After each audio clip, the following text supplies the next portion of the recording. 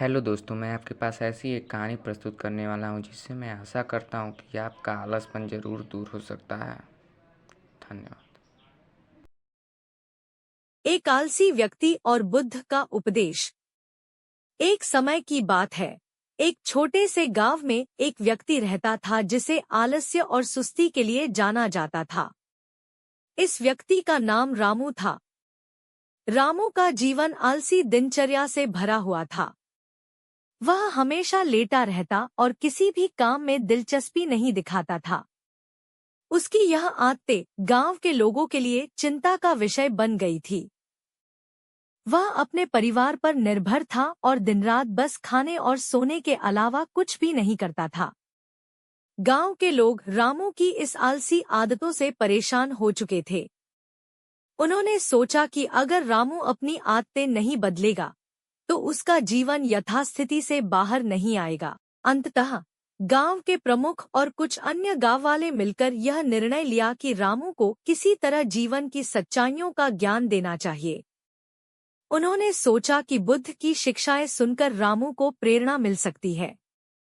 गांव वालों ने बुद्ध से अनुरोध किया कि वह रामू से मिले और उसे उपदेश दें। बुद्ध ने उनकी विनती स्वीकार कर ली और रामू के घर की ओर चल पड़े। बुद्ध की शांति और ज्ञान की प्रतिष्ठा ने रामू के घर पहुंचने पर उसे विशेष महत्व दिया। जब बुद्ध रामू के घर पहुंचे, तो वह उसे सोते हुए पाया। बुद्ध ने धीरे से रामू को जगाया और कहा, नमस्ते रामू, क्या मैं तुम्हारे साथ कुछ समय बिता सकता हूँ? रामू ने आंखें मलते हुए देखा कि बुद्ध स्वयं उसके घर में आए हैं। उसने सिर झुका लिया और उत्तर दिया, नमस्ते गुरुजी, कृपया आकर बैठिए। मैं आजकल बहुत थका हुआ हूँ और आराम कर रहा हूँ। बुद्ध ने मुस्कुराते हुए कहा, मैं तुम्हारी स्थिति समझ सकता हूँ, लेकिन क्या तुमने कभी सोचा है कि जीवन में कुछ बदलाव लाना क्यों महत्वपूर्ण है? रामू ने कहा, मैं आराम करता हूँ और खुश रहता हूँ। मुझे लगता है कि जीवन में बहुत कुछ करने की आवश्यकता नहीं है।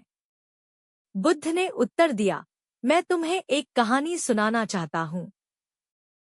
शायद यह तुम्हारे विचारों को बदलने में मदद करेगी। फिर बुद्ध ने कहानी सुनाना शुरू किया। किसान की कहानी। बहुत समय पहले एक गांव में एक किसान रहता था। किसान बहुत मेहनती और समर्पित था। वह हर सुबह सूरज उगने से पहले उठता और अपने खेत में काम करने चला जाता। वह दिन-रात कठिन परिश्रम करता, बीज बोता, फसल की देखभाल करता और उसे पानी देता।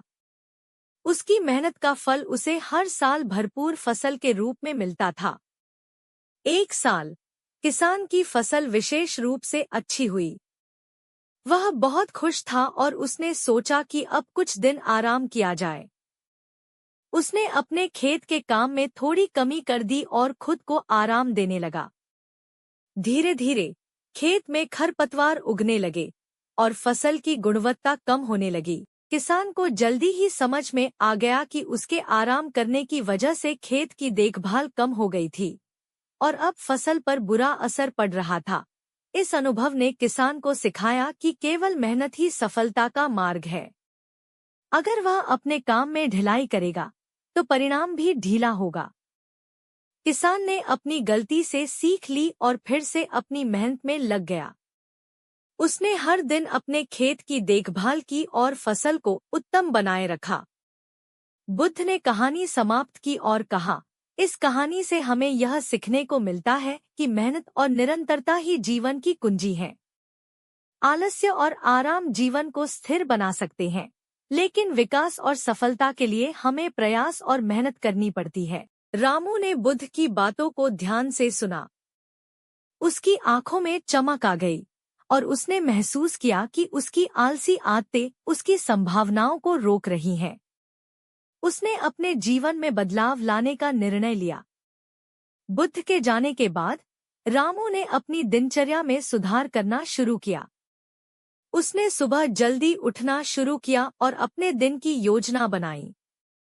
उसने खेत के काम की शुरुआत की और धीरे धीरे अपनी मेहनत से फसल की स्थिति में सुधार लाया।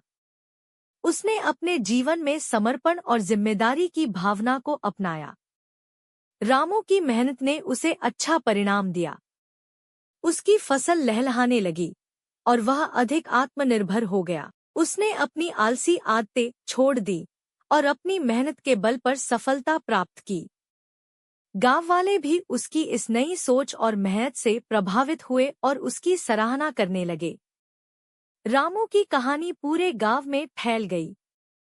वह अब एक प्रेरणा स्रोत था जो दूसरों को भी मेहनत और समर्पण की महत्वता समझाता था। उसकी कहानी ने गांव के लोगों को यह सिखाया कि आत्मसुधार और कर्मशीलता ही जीवन में वास्तविक सफलता की कुंजी है। इस प्रकार बुद्ध की उपदेश और रामू की मेहनत ने उसे एक नए जीवन की दिशा दी। रामू ने अपनी आलस्य को दूर किया और अपने जीवन को एक नई दिशा में ले गया। उसके जीवन की यह यात्रा न केवल उसकी खुद की बल्कि पूरे गांव की प्रेरणा बन गई। हेलो दोस्तों, मुझे आशा है कि आपको यह कहानी बहुत ही अच्छी लगी होगी, तो कृपया इसको लाइक और सब्सक्राइब ज़रूर कर दीजिएगा। Thank you.